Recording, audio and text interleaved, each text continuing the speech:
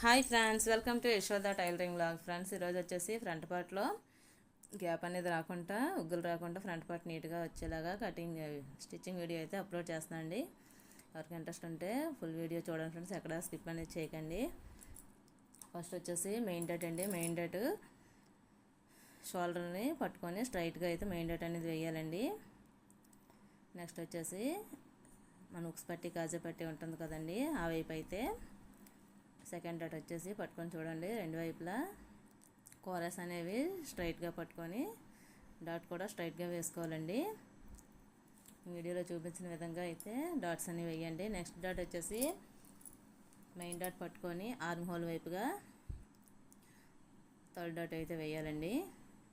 చూడండి, మెయిన్ డాట్ని పట్టుకొని arm whole దగ్గర స్టార్ట్ చేసి మెయిన్ డాట్ అయితే ఆర్మ్ హోల్ డాట్ అయితే వేయాలండి. ఈ విధంగా డాట్స్ వేస్తే మన ఫ్రంట్ పార్ట్ అనేది పర్ఫెక్ట్గా వస్తుందండి. చూడండి ఫ్రెండ్స్, ఎంత చక్కగా అయితే వచ్చిందో.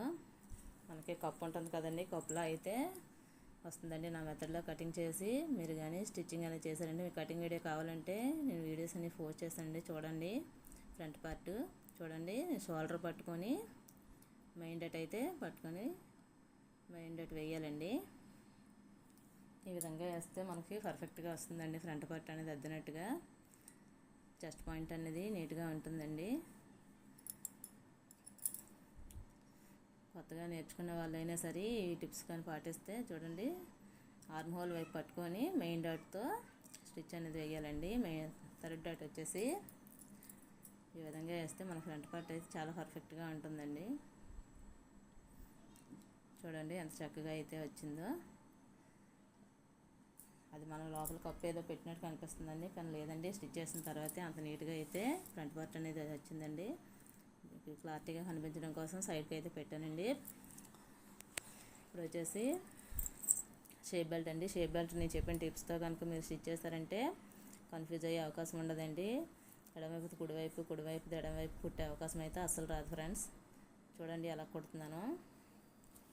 చూడండి, రెండు షేప్ బెల్ట్లో కూడా నేను మిషన్ మీద పెట్టాను కదండి, ఎదురెదురుగా ఉక్స్ పట్టి కాజా పట్టి వైపుకి ఏదైతే వెళ్తుందో అటువైపు వచ్చేసి ఇలా స్ట్రైట్గా పెట్టుకోవాలండి. ఎదురెదురుగా ఈ విధంగా పెట్టుకుంటే మనకు కన్ఫ్యూజ్ అనేది రాదండి. రెండు షేప్ బెల్ట్లో ఒకేసారి స్టిచ్ చేసి వచ్చింది. అలా అయితే నేను ఎక్స్ట్రా పీస్ అయితే యాడ్ చేసుకుంటున్నానండి, ఎందుకంటే షేప్ బెల్ట్ స్టిఫ్గా ఉంటే మన చెస్ట్ పాయింట్ అనేది స్ట్రైట్గా ఉంటుంది కదండి, కిందకు దిగిపోకుండా చక్కగా ఉంటుంది కదండి. అందుకోసమని నేను షేప్ బెల్ట్ అయితే ఒక 3 పీసెస్ అయితే వేస్తానండి. షేప్ బెల్ట్ స్టిఫ్గా ఉంటుందనేసి. చూడండి, మెయిన్ ఫ్యాబ్రిక్ మనం రైట్ సైడ్ వైపు లైనింగ్ క్లాత్లు అయితే వేసుకోవాలండి. రైట్ సైడ్ వేసుకుంటే మనం క్లాత్ తిప్పేసరికి మనకి రైట్ సైడ్ బయటకు అనేది వస్తుంది కదండి. చూడండి, నేను ఫస్ట్ మిషన్ వైపు పెట్టేది సైడ్ జాయింట్ వైపు వేస్తాం కదండి, అటువైపు వచ్చేసి మిషన్కి పెట్టానండి. స్టిచ్ అనేది ఆ వైపు నుంచి వేసుకొస్తున్నాను. ఎండింగ్ వచ్చేసి ఉక్స్ పట్టి కాజా పట్టి వైపు వచ్చేది ఎండింగ్ వచ్చిందండి. ఇప్పుడు నెక్స్ట్ షేప్ బెల్ట్ కూడా ఇప్పుడు మనకి ఉక్స్ పట్టి కాజా పట్టి వైపు అయితే ఎండింగ్ వచ్చింది కదండి, మనం నెక్స్ట్ వేసేది ఉక్స్ పట్టి కాజా పట్టి వైపు ఎదురెదురుగా పెట్టుకొని అయితే వేయాలండి. చూడండి, రెండు కూడా ఉక్స్ పట్టి రెండు కూడా ఒకే వైపు వచ్చినట్టుగా ఎదురెదురుగా వచ్చినట్టుగా వేసుకోవాలండి. అలా అయితే మనకి షేప్ బెల్ట్ అనేది పర్ఫెక్ట్గా వస్తుందండి. ఎటువంటి కన్ఫ్యూజ్ లేకుండా మన స్టిచ్చింగ్ అనేది నీట్గా చేసేవచ్చు. కొత్తగా నేర్చుకునే వాళ్ళైనా సరే ఈ టిప్ అనేది పాటిస్తే ఫస్ట్ టైమే మీరు సక్సెస్ అనేది అవుతారండి షేప్ బెల్ట్లో. చూడండి, అలా పైన లైనింగ్ వైపుకి స్టిచ్ వేయాలండి. మెయిన్ ఫ్యాబ్రిక్ వైపు అయితే స్టిచ్ వేయకూడదు. పైన వచ్చేసి చూడండి, వీడియోలో చూపిస్తున్నాను కదా, లైనింగ్ని తీసుకొని ఖర్చులు కూడా కింద సైడ్ ఖర్చులు ఉంటాయి కదా, అవి కూడా లైనింగ్ వైపు పెట్టుకొని మెయిన్ ఫ్యాబ్రిక్ వైపు స్టిచ్ రాకుండా ఓన్లీ లైనింగ్ వైపుకే స్టిచ్ పడేలాగా పైన టాప్ స్టిచ్ అయితే వేయాలండి. ఈ స్టిచ్ వేస్తే మన ఫినిషింగ్ అనేది చాలా బాగుంటుందండి. మనకు బొటిక్ లెవెల్ ఫినిషింగ్ ఉంటుంది కదండి, ఆ లెవెల్లో ఫినిషింగ్ అనేది చాలా చక్కగా వస్తుందండి. ఇప్పుడు వచ్చేసి మెయిన్ ఫ్యాబ్రిక్ వైపుకి స్టిచ్ అనేది వేసుకోవాలండి. నీట్గా వేయాలండి. లైనింగ్ లోపలికి వెళ్ళిపోయేలాగా నీట్గా స్టిచ్ అనేది వేసుకోవాలి ఫ్రెండ్స్. స్లోగానే కుట్టండి ఫ్రెండ్స్. ఫాస్ట్గా కుట్టేసి బ్లౌజు లుక్ పాడయ్యే కంటే స్లోగా కుడుతూ బ్లౌజ్కి మంచి ఫినిషింగ్ ఇస్తే కనుక మన కస్టమర్స్ మనల్ని వదిలేతే ఎక్కడికి వెళ్ళారు ఫ్రెండ్స్. చాలా స్లోగా నీట్గా అయితే కుట్టడానికి ట్రై చేయండి. ఫస్ట్లో కొత్తగా నేర్చుకునేటప్పుడు ఎలా ఉంటుందంటే తొందరగా అయిపోతే బాగుండు అన్నట్టుగా ఉంటుంది కదండి. అలా కాకుండా చాలా స్లోగా అయితే స్టిచ్చింగ్ అనేది చేయండి. మీరు చాలా బాగా సక్సెస్ అనేది అవుతారండి. ఈ టిప్స్ పాటించండి. షేప్ బెల్ట్ స్టిచ్చింగ్ అయితే అయిపోయింది చూడండి. 2 షేప్ బెల్ట్లు కూడా నీట్గా స్టిచ్చింగ్ అయితే ఒకేసారి అయిపోయండి. కోరస్ ఉంటాయి కదండి, నీట్గా కటింగ్ అయితే చేసేయండి. నీట్గా కటింగ్ చేసుకుంటే ఫినిషింగ్ అనేది బాగుంటుంది ఫ్రెండ్స్. ఎక్స్ట్రాస్ అన్నీ కూడా చూడండి అంత చక్కగా వచ్చిందో షేప్ బెల్ట్ అనేది. నెక్స్ట్ వైపు కూడా అలాగనే కోరస్ అన్నీ కూడా స్టిచ్చింగ్ అనేది కటింగ్ అనేది చేసేయండి.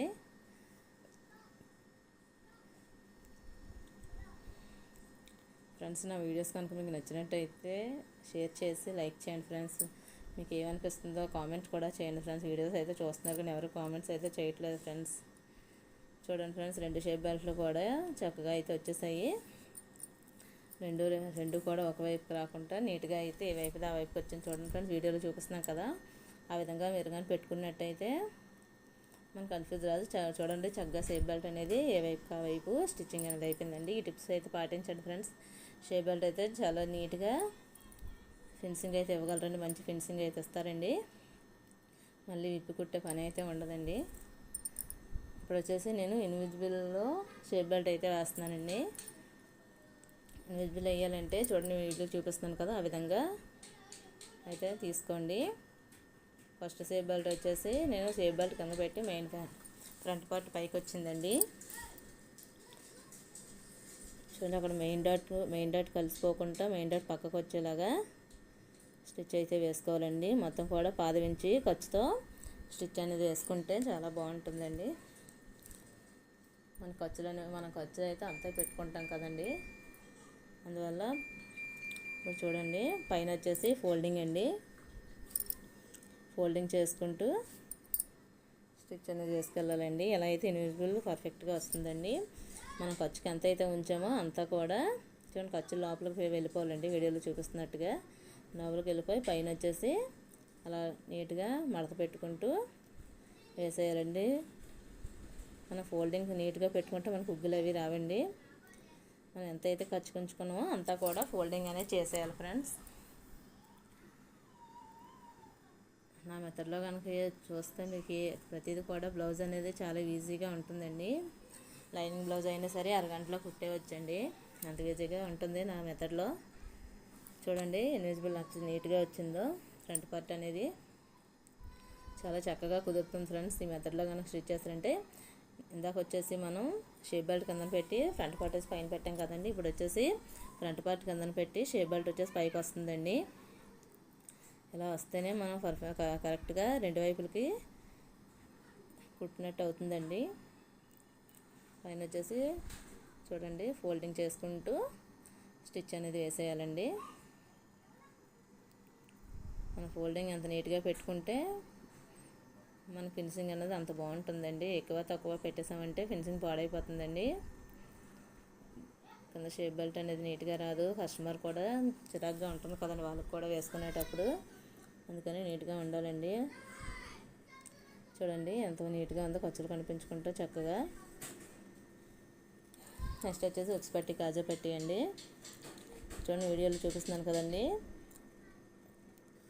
ఫ్రంట్ పార్ట్ పైనుంచి వేస్తున్నాను కదండి. ఫ్రంట్ పార్ట్ పైనుంచి అయితే ఉక్స్ పట్టి వేయాలండి. ఆ పైనుంచి ఉక్స్ పట్టికి పీస్ అయితే అటాచ్ చేసుకోవాలండి. దారాలు కూడా ఎప్పుడే నీట్గా కట్ చేసి పైనుంచి ఒక స్టిచ్ అయితే వేయాలండి. దారాలు అనేవి ఎప్పుడే కట్ చేసేస్తే మనకి ఫినిషింగ్ అనేది బాగుంటుందండి. చూడండి వీడియోలు చూపిస్తున్నాను కదా, ఆ విధంగా ఫోల్డింగ్ అయితే పెట్టుకోవాలండి. లోపల వైపుకి మనం వేసిన పీస్ మొత్తం లోపలికి మడిచేయాలండి. అలా అయితేనే మనకు ఉక్స్ పట్టి పర్ఫెక్ట్గా వస్తుంది. మనం అతికిన పీస్ ఎప్పుడు కూడా బయటకు కనిపించకుండా లోపల పూర్తిగా వెళ్ళిపోయేలాగా ఫోల్డింగ్ అనేది పెట్టుకోవాలండి.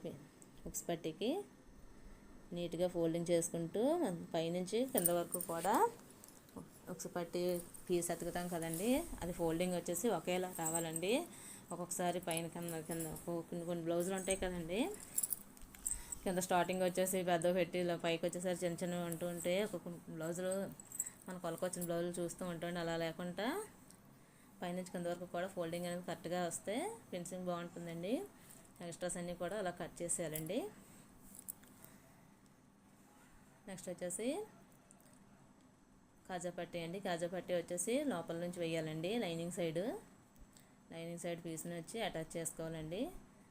మొత్తం కూడా 15 ఇంచ్ గ్యాప్తో స్టిచ్ అనేది వేసుకోవాలి ఫ్రెండ్స్. పైనుంచి టాప్ స్టిచ్ అయితే వేయాలండి. ఈ స్టిచెస్ వేయడం వల్ల మన ఫినిషింగ్ బాగుంటుందండి. ఫోల్డింగ్ చేసేటప్పుడు క్లాత్ అటు ఇటు అయిపోకుండా చాలా నీట్గా ఫినిషింగ్ అనేది మంచి ఫినిషింగ్ ఇవ్వగలుగుతామండి. అందుకోసమే టాప్ స్టిచ్ అనేది కంపల్సరీగా వేసుకోవాలండి. ఇప్పుడు వచ్చి చూడండి, వీడియోలు చూపిస్తున్నాం కదా, ఆ విధంగా మనకి ఫోల్డింగ్ అనేది పెట్టుకొని 2 ఫోల్డింగ్స్ పెట్టుకొని మనం ఫస్ట్ పీస్ అయితే అటాచ్ చేసాం కదండి, ఆ స్టిచ్ ఎక్కడ ఉంటుందో ఆ స్టిచ్ పైకి వచ్చేలాగే పీస్ అనేది ఫోల్డింగ్ పెట్టుకోవాలండి. అలా అయితే మనకు ఉక్స్ పట్టీకి ఎక్స్ట్రా అనేది యాడ్ అవుతుంది. చాలా రఫ్ అయితే ఇవ్వండి ఫ్రెండ్స్, స్ట్రాంగ్గా ఉంటుంది. స్ట్రైట్గా లైన్ అయితే వేసేయండి.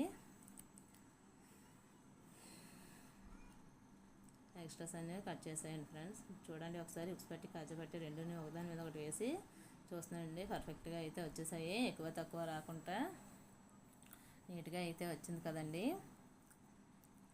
మధ్యలో గ్యాప్ అనేది రాకుండా పర్ఫెక్ట్గా ఉంటుందండి. బాడీ పైకి వెళ్ళిన తర్వాత కూడా ఇప్పుడు ఎలా అయితే ఉందో బాడీ పైకి వెళ్ళిన తర్వాత కూడా అంతే నీట్గా అయితే అనిపిస్తుంది ఫ్రెండ్స్. నా వీడియోస్ నచ్చితే మీకు లైక్ చేసి సబ్స్క్రైబ్ చేయండి ఫ్రెండ్స్.